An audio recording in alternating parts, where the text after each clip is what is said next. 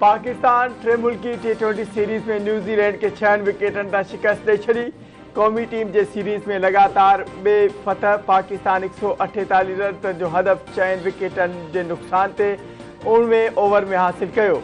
कप्तान बाबर आज़म जी outstanding performance, 53 बॉलुनि ते शानदार 79 रन ठाहे नॉट आउट रहियो। शादाब खान 34 ऐं मोहम्मद नवाज़ 16 रन ठाहियूं। हारिस रऊफ़, मोहम्मद नवाज़ ऐं वसीम जूनियर 2 ऐं शाहनवाज़ ॾाहणी 1 विकेट वरिती। कप्तान बाबर आज़म मैन ऑफ दी मैच करार।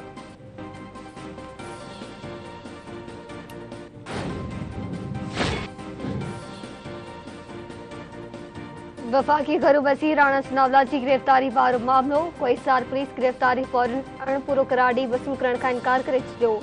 एंटी करप्शन जी 4 रुकनी टीम ख़ाली हथे लाहौर वापस रवानी। स्पेशल जुडिशियल मैजिस्ट्रेट की अदालत फ्रॉड केस में एंटी करप्शन पंजाब की दरख्वास्त से ज़मानत न थियण जोगा गिरफ़्तारी वारंट जारी कया हुआ।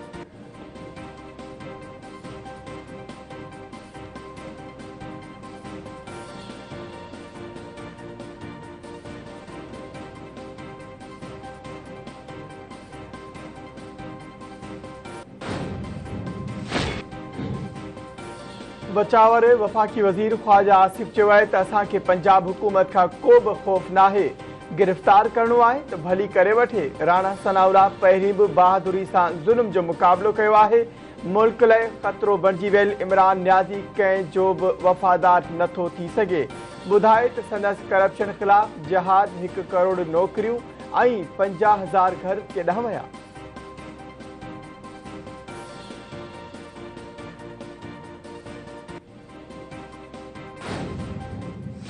BRT पेशावर में साबित हो चुका है कि अरबों रुपए की करप्शन हुई। वो केस आज तक चल न सके। मोहतरमा फराह गोगी साहबा, उनको NRO एंटी करप्शन दिया। ये कहते सुने गए कि नाम अमेरिका का नाम नहीं लेना, खेलते जाओ, खेलना है खेलना है। अब जो ऑडियोज और आई हैं उसमें आपने देख लिया किस तरह इमरान खान नियाज़ी कहते हैं कि मैंने 5 बंदे खरीद लिए हैं। कौम को ये भी बता दो कि उसके ऊपर कितने करोड़ अरबों रुपए खर्चे।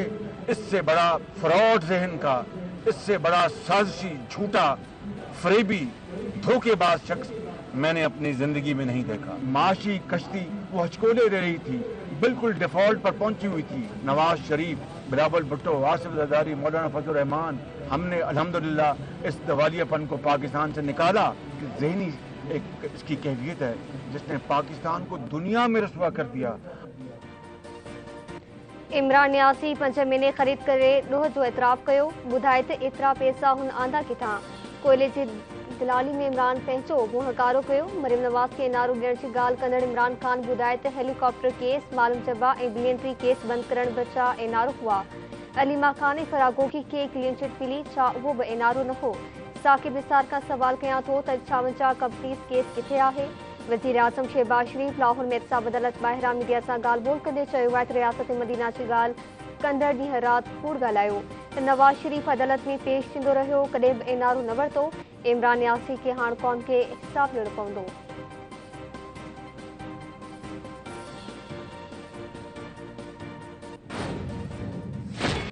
I am highly optimistic and assured by your exemplary display of discipline and professionalism that the prestige, security and safety of our country is in safe hands. As a good soldier, always remain focused on your job. Don't get distracted by fake news and political wrangling in the country. Respect the democratic institutions and be always ready to defend the territorial integrity, sovereignty and the Constitution of Islamic Republic of Pakistan with your life. पाक फौज कंहिं मुल्क, group या जथे के मुल्क के गैर मुस्तकम करण न ॾींदी। मुल्क जी हिफ़ाज़त मज़बूत हथनि में आहे। कंहिं बि फेक न्यूज़, प्रोपेगंडा या सियासी रसाकशी ते ध्यानु न ॾिनो वञे। काकुल में 146 long course passing out parade के ख़िताब कंदे army chief general Qamar Javed Bajwa चयो आहे पाकिस्तान ख़िते में अमन ऐं पाड़ेसियुनि सां सुठा लाॻापा चाहे थो। पास आउट थियल कैडेट्स अज़ीम ऐं बहादुर फ़ौज जो हिसो थियणु फ़ख़ुर जोॻो आहे। मुस्तक़बिल में मुल्क जी हिफ़ाज़त, इज़त ऐं बहितरी लाइ अवां खे वॾा ऐं ॾुखिया फ़ैसिला वठणा पवंदा।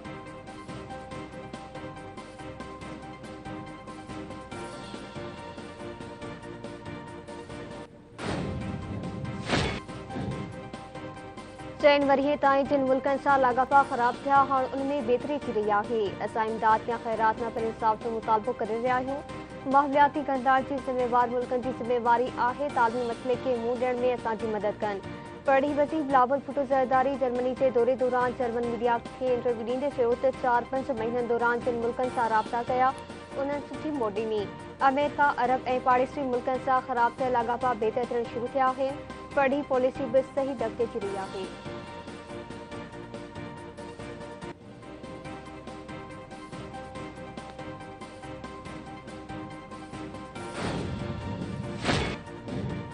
वॾे वज़ीर सैयद मुराद अली शाह सां इंडोनेशिया जे कौंसल जनरल जी अॻवानी में 29 रुकनी डॉक्टरनि जी टीम जी मुलाक़ात। इंडोनेशिया जे कौंसल जनरल पारां ॿोॾि सबबि थियल जानी नुक़सान ते अफ़सोस जो इज़हार। वॾे वज़ीर मुराद अली शाह चयो आहे त मुल्क में ॿोॾि ऐं बरसातुनि सबबि सिंध घणी मुतासिर थी आहे। असां पंहिंजे तरफ़ां मुतासिरनि जी हर मुमकिन मदद करण जी भरपूर कोशिश करे रहिया आहियूं।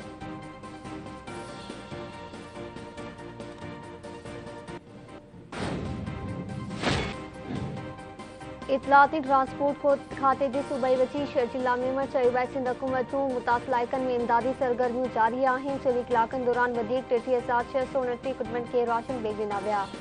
मजमूई तौर ते 14,20,184 कुटुंबनि खे राशन मिली चुको आहे। वधीक 10,810 तंबू ऐं 14,600 मच्छरदानियूं विरायूं वयूं। हेल ताईं 5,06,579 तंबू ऐं 5,23,195 तरपाल ॾिना। 24 कलाकनि में वधीक 6,156 मुतासिर रिलीफ कैंपनि मां घरनि तरफ़ वापसि वञी चुका आहिनि।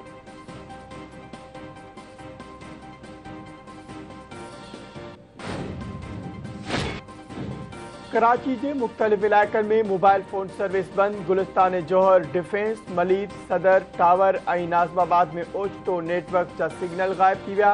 पाकिस्तान टेली कम्युनिकेशन अथॉरिटी जो चवणु आहे त 12 रबीउल अवल जे मौक़े ते हुकूमत जी दरख़्वास्त ते कुझु इलाइक़नि में सर्विस बंदि कई वई आहे।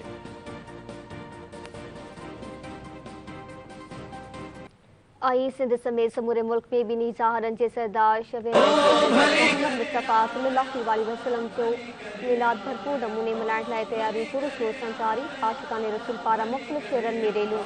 शिकारपुर, जाती, दरबार, खानपुर, महर, कशमोर ऐं मीरपुर माथुलो में रैलियूं कढियूं वयूं। मरहबा मरहबा या रसूल अल्लाह जूं सदाऊं।